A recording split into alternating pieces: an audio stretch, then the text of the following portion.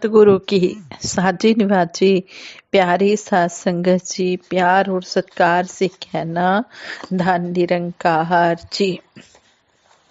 साध संगत जी, संपूर्ण अवतार बानी में शहनशाह बाबा अवतार सिंह जी महाराज हमें समझाते हैं, तू ही निरंकार करो ते पल पल एनू याद करो, इस अमृत नू रज रज पियो, तन सौखा दिल शाद करो।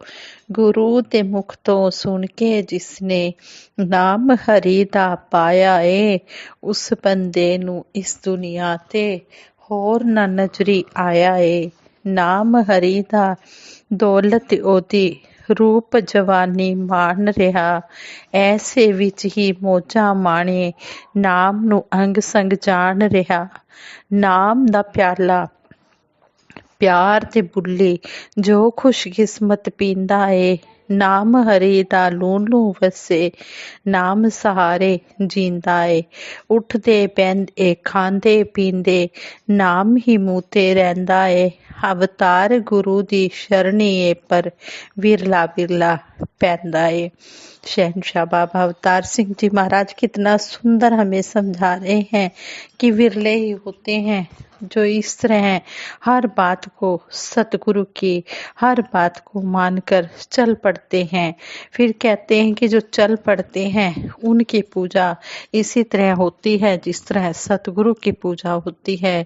जो चलने वाले ज्ञान पर चलने वाले महापुरुष होते हैं, वो उठते बैठते चलते फिरते हर समय इस निरंकार का सिमरन करते हैं, इसको याद करते हैं, सतगुरु का सहारा लेते हैं।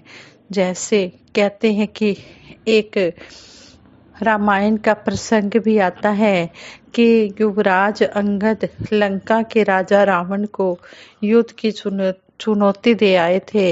वानर सेना लंका पर आक्रमण करने की तैयारी कर रही थी। लंका पर आक्रमण करने के लिए समुंदर पार करना जरूरी था। इसके लिए समुंदर पर पुल बनाया जा रहा था। पुल बनाने का काम नल और नील नामक वानरों की देखरेख में हो रहा था। उन्हें यह सिद्धि प्राप्त थी कि वे जिस वस्तु को भी समुद्र में डालते वह तैरने लगती थी। वे बड़े बड़े पत्थरों को, भारी भारी पेड़ों को समुद्र में डालते जाते थे। उनकी कला और भगवान की कृपा के परिणाम स्वरूप वे पत्थर पानी में डूबते नहीं थे। वे एक पत्थर पर रा लिखते और दूसरे पर म और उन पत्थरों को जोड़ते जाते।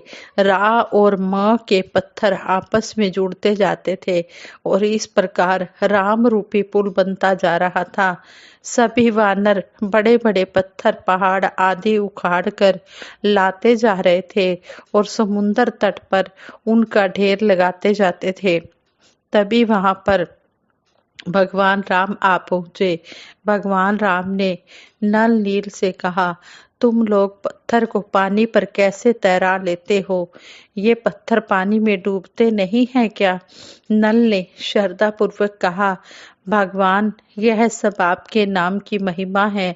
हम एक पत्थर पर रा लिखते हैं और दूसरे पर म, फिर राम नाम का आसरा लेकर पत्थर को पानी में डाल देते हैं। आपकी कृपा से पत्थर डूबता नहीं, पानी पर तैरता रहता है, फिर उन्हें जोड़ देते हैं। इस प्रकार आपकी कृपा से पुल बनता चला जा रहा है।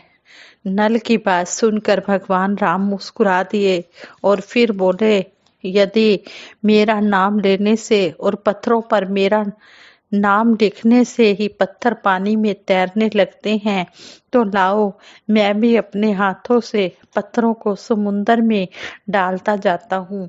इस प्रकार तुम्हें एक और साथी मिल जाएगा और काम जल्दी संपन्न हो जाएगा। यह कहकर भगवान राम ने एक पत्थर अपने हाथों से पानी में डाल दिया, लेकिन वह तैरा नहीं बल्कि एकदम डूबता चला गया। पत्थर को पानी में डूबते हुए देखकर सभी हैरान रह गए। सभी उपस्थित वानरों के मनों में हलचल मच गई। सभी सोच में डूब गए। भगवान राम सभी के चेहरों की ओर उत्सुकता पूर्वक देखने लगे।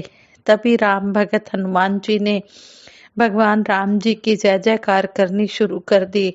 सभी हैरान होकर भगत हनुमान जी की ओर देखने लगे। भगत श्रेष्ठ हनुमान जी ने भगवान श्री राम जी के आगे नतमस्तक होते हुए कहा, ठीक ही तो है प्रभु, सागर में वही तैर सकता है जिसे आपके नाम का सहारा हो। आपके नाम की महिमा के परिणाम स्वरूप ही पत्थर पानी पर तैर रहे हैं।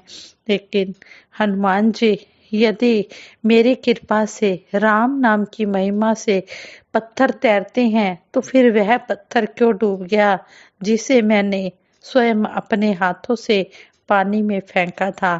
भगवान श्री राम जी ने यह बात हनुमान जी से पूछी कि यदि पत्थर मेरी कृपा से, राम नाम की महिमा से तैरते हैं तो जो पत्थर मैंने पानी में डाला है वह क्यों डूब गया। आगे से हनुमान जी श्रद्धा पूर्वक बोले, भगवान, आपकी महिमा कौन जान सकता है, लेकिन उस पत्थर ने तो डूबना ही था जिसे भगवान राम अपने हाथों से छोड़ दे, स्वयं अपने हाथों से गिर जाने दे, वह तैर ही कैसे सकता है, वह बच ही कैसे सकता है। उसका डूबना तो अवश्य, उसका डूबना तो जरूरी ही है। तैरेगा वही, बचेगा वही जिसे आपका सहारा मिला हुआ है, आपका हाथ जिसके ऊपर है, जिसे आपकी कृपा प्राप्त है, जिसे आप स्वयं अपने हाथों से छोड़ दें वह बच ही नहीं सकता। हनुमान जी की भेद भरी बात सभी वानरों को समझ आ गई। सभी ने भगवान श्री राम जी का जय घोष किया और अपने अपने काम पे लग गए।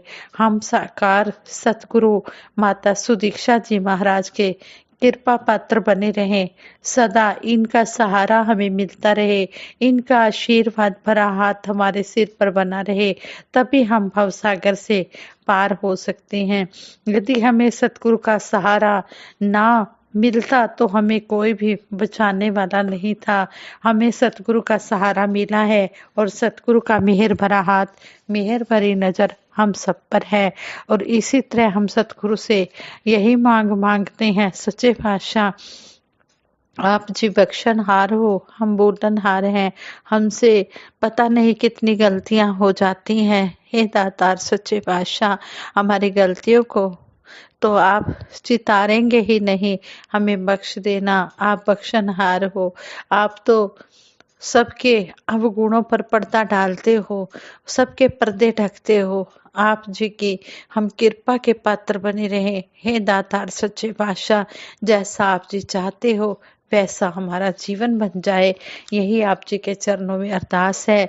भूल से भी हम कोई गलती ना करें, ऐसा हमें आशीर्वाद देना। आप मालिक हैं, आप खालिक, तू मालिक तू खालिक मेरा, तुझे अगे अरदास करा, तन मन धन सब तेरी माया, पेश में सारी रास करा। सतगुरु माता जी, आप जी के चरणों में यही अरदास है कि तन मन धन से जो भी आप जी सेवा लेना चाहते हैं, ये आप ही जी का है। तन भी आपका, मन भी आपका, धन भी आपका। आप जी जैसे भी चाहते हैं हम वैसे ही चलते चले जाएं, जैसे हमें चलाना चाहते हैं सच्चे पातशाह हम वैसे ही चलते चले जाएं। हमारे ऊपर इतनी आशीर्वाद, इतनी मेहर हम सब पर बनाए रखना। हमें आप जी का ही सहारा है, आप जी ही सब कुछ है। संपूर्ण हृदय वाणी में शब्द भी आता है, जो लेटा जमीन पर है वो कैसे गिर पाएगा, ऊंचाई पर जो बैठा है मुमकिन है गिर पाएगा। जो फर्श पर सोते हैं उन्हें पलंग से गिरने का डर नहीं होता। इस तरह सतगुरु हमें समझाते हैं कि हमने हमेशा नम्र भाव में रहना है। हमने अपने आप को सेवा सिमरन सत्संग में लगाना है, कभी भी अभिमान नहीं अपने मन में लाना है। और यही अरदास करनी है कि सच्चे पातशाह आप जी हम पर इसी तरह अपनी कृपा दृष्टि बनाए रखना, मेहर भरा हाथ रखना। साथ संगत जी, संपूर्ण संपूर्ण हरदेव वाणी का शब्द है, जो लेटा जमीन पर है वो कैसे गिर पाएगा, ऊंचाई पर जो बैठा है मुमकिन है गिर जाएगा। सतगुरु माता सुदीक्षा जी महाराज हमें समझा रहे हैं कि जैसे एक अभिमानी इंसान है जो अपने मन ही मन में अपने आप को इतना ऊंचा समझ बैठता है कि उसे अपनी कोई बुराई और दूसरे की कोई अच्छाई नजर नहीं आती। जब उस इंसान के मन का भाव ऐसा है तो निश्चित है कि वो इतनी ईगो धारण कर बैठा है कि वो अब उस लेवल से नीचे की ओर गिरे तो निश्चित ही उसको चोट लगेगी। हम अगर इंग्लिश के शब्द, इंग्लिश के वर्ड ईगो से अगर ई हटा दे तो सिर्फ गो बचता है। अब अगर ईगो को लेट गो करें तो ही हम नम्रता वाला भाव अपनी जिंदगी में उतार सकते हैं। इसी प्रकार अगर हमारे मन में यह भाव आ रहा है कि हमने कोई ऐसी पदवी हासिल कर ली है या हमें कोई संसारिक रूप में उपलब्धि हासिल हो गई है और उसके कारण हम अपने मन में अपने आप को ऊंचा मान लें और ये ना माने कि सब जो मिला है वो इस निरंकार की कृपा से मिला है। तो कहते हैं अगर ये नहीं मानता कि सतगुरु निरंकार की कृपा से ये संसारिक प्राप्तियां प्राप्त हुई हैं तो कहते हैं कि ये ज्यादा दूर तक हमको नहीं लेकर जा सकता। कहने का भाव कि जो नम्रता में रहता है उसी को संसारिक सुख भी मिलते हैं और वही सतगुरु के चरणों में भी टिक पाता है। तो अभिमान के ऊपर भी सतगुरु ने समझाया है कि हमने कभी भी किसी भी बात का अभिमान नहीं करना है। हमेशा यही अरदास करनी है कि दातार सच्चे पातशाह जिस तरह हमें आप जी की कृपा प्राप्त हुई है इसी तरह हम आप जी के चरणों में जुड़े रहें, आशीर्वाद लेते रहें। कहते हैं कि वो कैसे गिर सकता है जो नम्रता अपनाएगा, निश्चित है उसका गिरना जो खुद को बड़ा बताएगा। यानी कि जो अभिमान करेगा वो तो हमेशा नीचाई की तरफ ही जाएगा, वो तो गिरेगा ही गिरेगा। लेकिन जो नम्रता अपनाएगा, जो पहले ही फर्श पर बैठा है, जो पहले ही नम्र होके बैठा है, पहले ही झुक कर बैठा है, वो कभी भी गिर नहीं पाएगा। तो सतगुरु हमें यही समझा रहे हैं, हमने इन बातों को अपने जीवन में उतारना है और यही सतगुरु के चरणों में अरदास करनी है कि हे सच्चे पातशाह जिस तरह भी आप जी हमें चलाना चाहते हैं इस तरह हम सभी मिलजुल कर हम इस निरंकार के गुण गाते चले जाएं और आप जी की आशीर्वादें प्राप्त करते चले जाएं, अपनी झोलियां हम रहमतों से भरते चले जाएं। साथ संगत जी विचार करते हो बहुत सी गलतियां भी हुई होंगी, उन गलतियों के लिए आप जी क्षमा कर देना और आगे के लिए शुद्ध विचार करने की क्षमता बख्शना। साथ संगत जी प्रेम से कहना, धन निरंकार जी।